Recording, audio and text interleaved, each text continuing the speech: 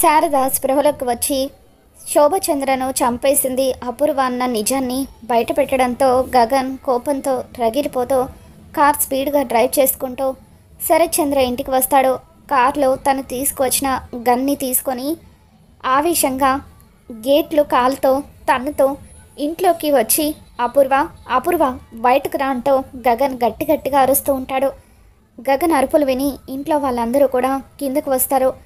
ఇక అప్పుడు శరత్చంద్ర, డ్రై గగన్, ఎంత ధైర్యం రా నీకు, నా ఇంటికే వచ్చి నా భార్య పేరు పెట్టి పిలుస్తున్నావు అని చెప్పి శరత్చంద్ర అంటూ ఉంటాడు.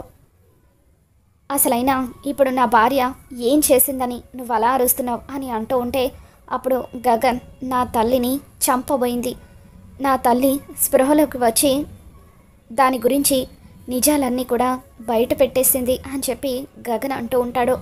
ఆ నిజమేంటో తెలిస్తే మీరే దీన్ని చంపేస్తారు, నేను దీన్ని చంపడం కాదు అని గగన్ అంటూ ఉంటాడు. ఏంట్రా ఆ నిజం అని చెప్పి శరత్చంద్ర గగన్ ఒంటి మీద చేయి వేస్తూ వెనక్కి నెడుతూ అంటూ ఉంటాడు. ఇక దాంతో గగన్, శోభచంద్ర గారిని చంపేసింది ఎవరో కాదు ఈ అపూర్వే అని గగన్ గట్టిగా అరుస్తాడు. ఇక దాంతో అపూర్వ భయపడుతున్నట్టుగా నటిస్తూ, బావా బావా వీడి మాటలు నమ్మకు బావా, కావాలని వీడు నా మీద నింద మోపాలని చూస్తున్నాడు అని చెప్పి అపూర్వ బాధపడుతున్నట్టుగా నటిస్తూ ఉంటుంది.